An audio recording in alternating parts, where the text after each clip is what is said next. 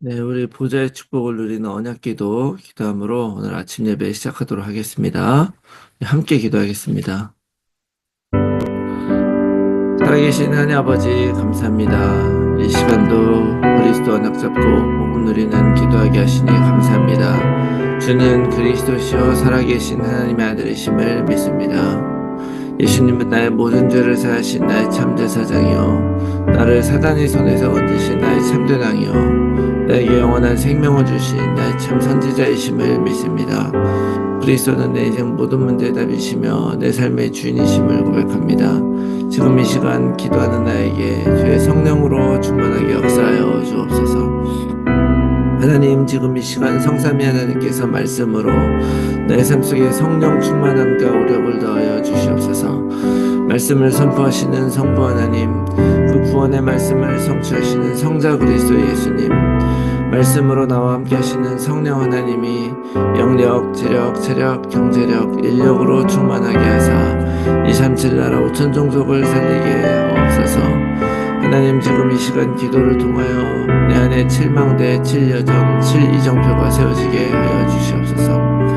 오직 성령의 충만함을 입어 세상의 그 어떤 것에도 흔들리지 않게 하시고 오직 성령의 능력으로 그 어떤 사단의 시험에도 넘어지지 않게 하옵소서. 오직 성령의 인도를 받아 하나님께서 원하시는 길을 오늘도 걸어가게 하옵소서. 오늘도 언약 잡고 기도하는 우리들에게 최고의 축복을 부어주시고 축복을 볼 수 있는 영안과 믿음을 허락하여 주시옵소서. 하나님, 내 기도를 반드시 응답하시며 성령으로 역사하실 줄 믿습니다. 이 모든 말씀을 예수 그리스도의 이름으로 기도합니다. 아멘. 찬송가 449장 우리 함께 찬송하겠습니다. 449장입니다.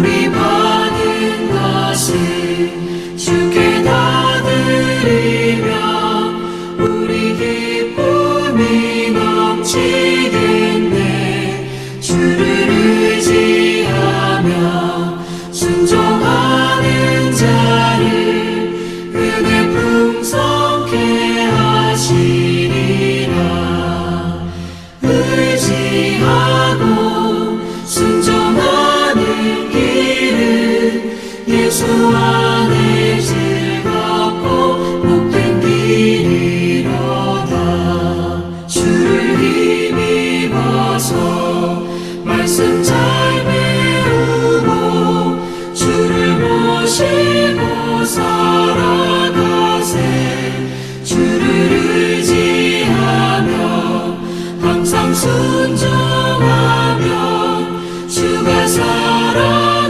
주시리라.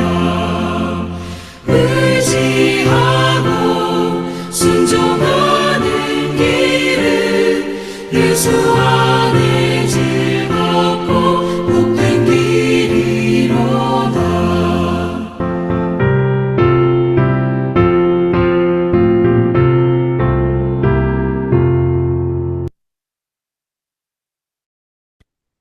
아멘. 네, 오늘 아침 하나님께서 주시는 말씀, 마가복음 12장 35절에서 44절 말씀입니다. 마가복음 12장 35절에서 44절 제가 읽겠습니다. 예수께서 성전에서 가르치실새 대답하여 이르시되 어찌하여 서기관들이 그리스도를 다윗의 자손이라 하느냐. 다윗이 성령에 감동되어 친히 말하되 주께서 내 주께 이르시되 내가 내 원수를 내 발 아래에 둘 때까지 내 우편에 앉았으라 하셨도다 하였느니라.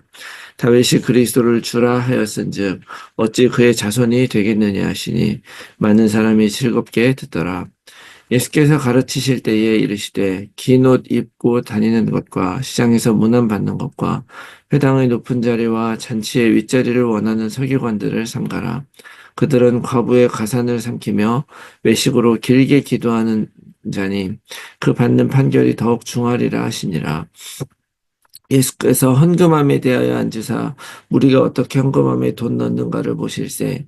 여러 부자는 많이 넣는데 한 가난한 과부는 와서 두 렙돈 곧 한 고드란트를 넣는지라. 예수께서 제자들을 불러다가 이르시되 내가 진실로 너희에게 이르노니 이 가난한 과부는 헌금함에 넣는 모든 사람보다 많이 넣었도다. 그들은 다 풍족한 중에서 넣었거니와 이 과부는 그 가난한 중에서 자기의 모든 소유 곧 생활비 전부를 넣었느니라 하시니라. 아멘. 할렐루야. 새로운 하루가 시작이 되었습니다. 우리가 하나님의 백성으로 오늘도 살아가게 되는데요. 하나님의 백성으로 살아가는 것은 어떻게 보면 세상 사람들보다 더 불편하고 엄격한 삶을 사는 것이 아닙니다. 하나님의 백성으로 이 땅에서 우리가 어떻게 살아가느냐, 이거는 영적인 삶을 사는 거라고 말할 수 있는 것인데요. 하나님 앞에서 살아간다는 것을 말하는 것이죠. 또 영적인 삶은 사람들에게 평가받는 삶이 아니라 하나님 앞에서 평가받는 것이죠. 더 나아가서 바로 내 자신의 평가가 아닙니다. 내 자신이 평가하는 것이 아니라 하나님의 평가만 중요한 것이죠. 그래서 오늘도 우리가 하나님 앞에 하나님의 평가를 보면서 살아가기 바라는데 이게 쉽지가 않아요. 그래서 우리에게 정말 중요한 것은 고백이 중요합니다. 예수님은 그리스도시고 모든 문제 해결자이시고 오늘도 우리와 함께 하시는 분이시다라고 하는 것을 잊지 마시고 우리가 오늘도 하나님의 백성으로 기쁨으로 살아가는 여러분들이 되시기 바랍니다. 자, 오늘 말씀해 보니까 예수님께서 이제 성전에서 어, 사람들을 가르치는 그런 메시지가 이어지고 있는데요. 오늘 먼저 예수님이 사람들에게 서기관들이 그리스도를 다윗의 자손이라고 얘기한 것에 대해서 가르치는 말씀이 먼저 나오고 있습니다. 서기관들은 여러분 아시다시피 구약의 바벨론 포로기 이후에 이제 이스라엘이 영적인 각성을 통해서 그동안에 우리가 너무 율법을 제대로 못 지켰다. 율법을 제대로 지키자. 제대로 지키려면 율법을 제대로 알아야 되는 것 아니냐라는 각성에서 시작된 그런 사람들이죠. 그래서 서기관들은 율법에 헌신한 사람들. 그래서 이스라엘의 그런 배경으로 놓고 봤을 때는 사회적으로도 상당히 존경받는 사람들이고 중요한 사람들이었습니다. 그렇지만 문제는 뭐냐면 그들은 정말 영적인 것을 제대로 알지 못하고 그리스도를 정확하게 알지 못하고 오히려 육적인 것들만 보고 율법에 갇혀 있는 것이 문제인 것이었죠. 그래서 사실 그리스도가 다윗의 자손이다 하는 것은 율법적으로는 틀린 말이 아니고 육신적으로 틀린 말이 아니죠. 어, 왜냐하면 그 당시에 많은 사람들이 바로 다윗의 자손으로 오실 이를 기다렸기 때문에 그래요. 그래서 예수님이 이제 예루살렘 입성할 때 사람들이 호산나 다윗의 자손으로 오시니요. 그리스도라고 고백했지만 그분이 다윗의 자손으로 오셨다라고 하는 것을 막 이야기를 했잖아요.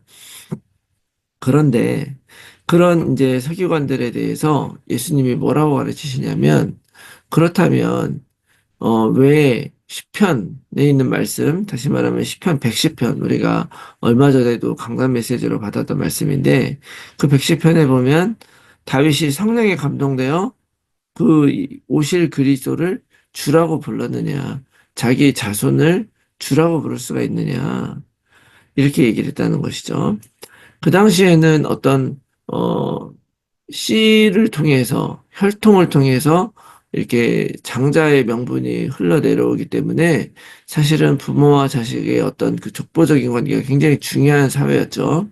그렇기 때문에 아버지가 자손을 그렇게 부르는 것은 맞지 않는 거예요. 그런데 다윗이 오실 그리스도를 주라고 불렀기 때문에 자기 후손에게 주라고 할 수 없는 것이죠. 즉, 인간으로서는 다윗이 혈통으로 오지만 그 존재는 육신의 한계를 뛰어넘는 구세주고 하나님이시다라고 하는 것을 오늘 말씀을 하고 계신 것입니다.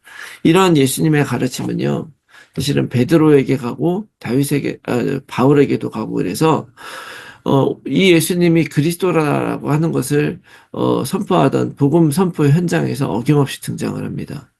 구약에 말씀하신 오시리라고 약속되신 그리스도가 바로 예수님이다라고 베드로도 그렇게 전도하고 바울도 그렇게 전도를 했어요. 오늘 이 말씀을 우리가 받으면서 오늘 우리에게도 이 예수님은 변함없는 구세주요 하나님이시라는 것을 여러분 기억하시기 바랍니다. 그리고 더 나아가서 우리 인간적인 논리적인 그런 결론으로는 그분이 다윗의 후손이고 인간으로 오셨지만 그러나 그런 논리적인 한계를 뛰어넘어서 우리의 삶에 하나님의 놀라운 태초에부터 있었던 그 계획을 이루실 수 있는 하나님이시라는 것을 우리가 다시 한번 깨닫고 고백하는 그런 삶이 되시기를 바랍니다. 하나님은 나의 한계와 모든 것을 뛰어넘어서 일하시는 분이죠. 그래서 나의 한계와 모든 걸 뛰어넘는 그런 능력을 주신다 그래서 인생에 허황된 그런 꿈까지도 해주시는 것이 아니죠. 그게 아니고 하나님이 원하시는 대로 살기 원하는 그 어떤 사람에게도 하나님은 그 모든 걸 뛰어넘어 할 수 있는 그런 능력을 주시는 분이다라는 것을 믿으시고 오늘도 그러면 그 예수님을 그리스도로 고백하면서 하나님이 나의 삶을 인도해 주시고 모든 어려움과 문제를 복음으로 뛰어넘게 해주실 것을 믿으시면서 기도하는 여러분들 되시기 바랍니다. 그리고 오늘 37절에 보니까 이런 말씀을 거기에 모인 사람들이 즐겁게 듣더라라는 말씀이 나와요. 즐겁게 말씀을 듣는 게 너무 중요하죠. 어떻게 보면 우리가 아침마다 이 말씀을 보는 것은 의무도 아니고 이 하나님의 말씀으로 우리의 삶을 돌아보는 것이 어떻게 보면 즐거움이 되기 때문에 하는 것 아니겠습니까? 여러분 정말 말씀이 여러분들이 살아가는 그런 모든 인생 동안에 항상 하나님의 말씀이 즐겁게 여러분들에게 들려지기를 축원합니다.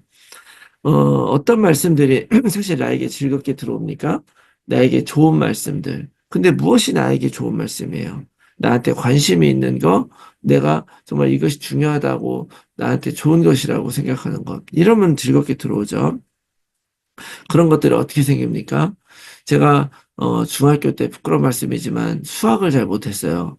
그래서 수학을 못해서 하루는 시험 보고 나서 선생님에게 수학 점수가 낮은 것 때문에 혼난 적이 있거든요. 근데 그때 희한하게 제가 굉장히 모멸감을 느꼈어요. 그래서 내가 이 하기 싫은 수학, 너무 어려운 수학, 이거를 내가 한번 정복해서 저 선생님의 코를 눌러주겠다라고 생각을 하고 각오를 하고 그 수학을 제대로 파야 되겠다고 공부를 한 적이 있어요. 그랬더니 그 학기가 다 지나가기 전에 수학을 어, 만점은 아니고 하나 틀렸어요. 전체에서.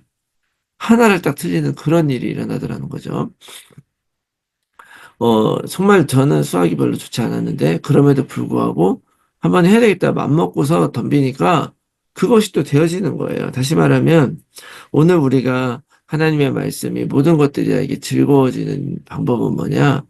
내가 하나님의 말씀대로 살기로. 이것이 우리의 본성과는 참 어려운, 어, 배치되는 일이지만 이것을 내가 정말 한번 결단하고 하나님께 힘주시기를 기도하면서 가게 되면요. 그 어려운 모든 것들도 기쁨이 되고 하나님의 말씀대로 사는 것들이 우리에게 즐거움이 될 줄로 믿습니다. 자, 우리 그리 다음에 그 뒤에 보면은 외식하는 서기관들을 삼가라고 얘기를 해요. 서기관들은 아까도 말씀드렸지만 이스라엘 사람들에게 존경받을 만한 사람들입니다. 그렇지만 오늘 이 말씀은 뭡니까? 그들이 이렇게 윗자리에 서고 다른 사람들 위에 서는 것 삼가라고 얘기를 해요. 그만큼 더 사실은 더 큰 책임이 있다는 것이죠.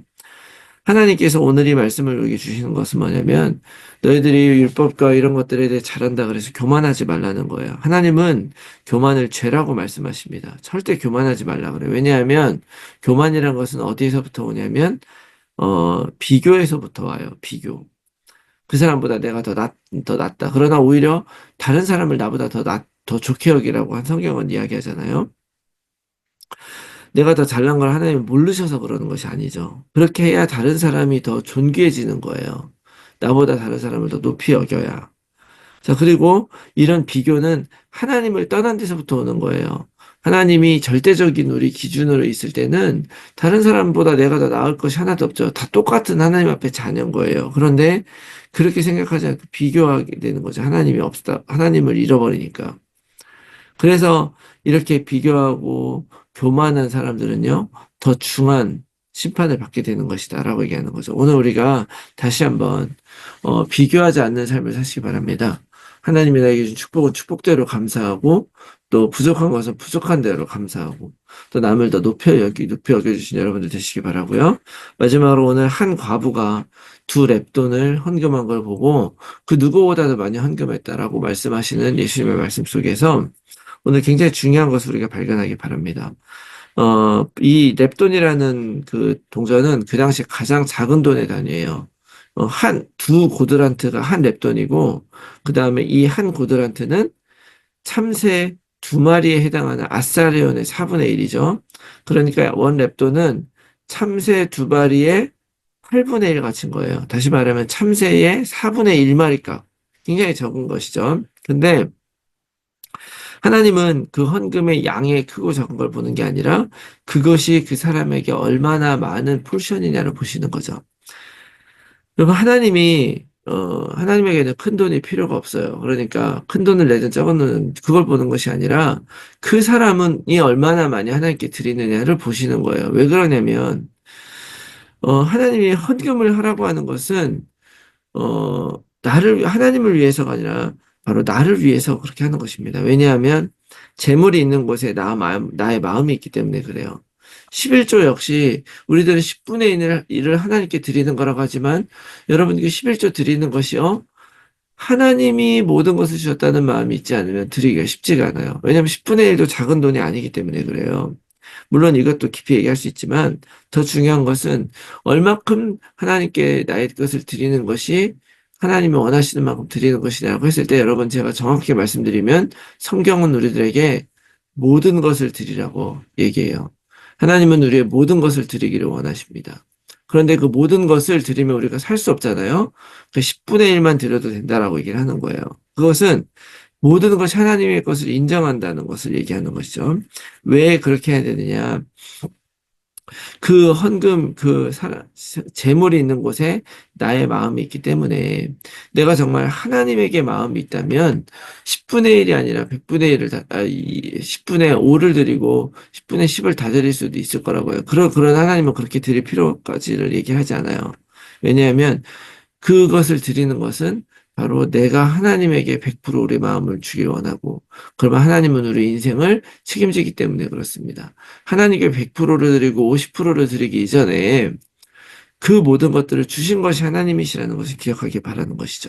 그래서 오늘 여러분 다시 한번 우리가 하나님께 우리의 인생 모두를 드리기 바래요. 그래서 이 많은 것들을 드렸다. 하나님이 원하시는 헌금은 돈을 모으기 위한 것이 아니라 바로 한 사람 한 사람이 더욱더 하나님을 깊이 누리고 하나님 것이 되기 원하는 것. 그리고 온전히 하나님 것이 되었을 때 하나님이 우리 인생을 책임지는 것이 우리의 믿음 아니겠습니까? 여러분 이것을 붙잡고 여러분들 기쁨으로 하나님께 드리기 바라고요. 그리고 하나님께 우리 인생 모두를 드려서 정말로 하나님이 내 인생을 책임지시는 그런 비밀을 누려가는 그런 하나님의 나라 백성의 그런 비밀을 누리는 여러분들이 다 되시기를 예수 그리스도의 이름으로 축원합니다. 아멘. 이 말씀 듣고 우리가 함께 나눌 기도의 제목은요. 예수님이 오늘도 나의 그리스도이심을 믿고 내 모든 것을 하나님을 위해 드리게 하옵소서. 사람들 앞에서는 겸손하게, 그리고 하나님 앞에서는 기쁨으로 말씀을 듣고 순종하며 말씀 따라가는 신앙생활하게 하옵소서. 내 삶을 통해 하나님의 영광 받으시고 우리 모두가 삶의 현장에서 말씀 운동의 결실을 맺는 전도자로 살아가게 하옵소서. 우리의 자녀들을 예수 그리스도를 통해 하나님을 만나게 하시고 미래 세상 살릴 언약을 가진 약속의 후대가 되게 하여 주시옵소서. 나의 주변에 그리스도가 필요한 가족, 친지, 지인들에게 복음이 전달되게 하시고 그들을 통해 세계 복음화의 문이 열려지게 하옵소서. 몸이 아픈 분들이 복음 안에서 치유되게 하시고 오히려 문제가 축복임을 전달하는 증인 되게 하옵소서. 오늘도 나의 현장과 상황 속에서 정확한 복음에 집중하면서 하나님이 주실 응답을 기다리며 언약 안에서 걸어가게 하옵소서. 위에서 기도해 주시고 오늘 하루도 승리한 하루 되시기 바랍니다. 우리 함께 기도하겠습니다.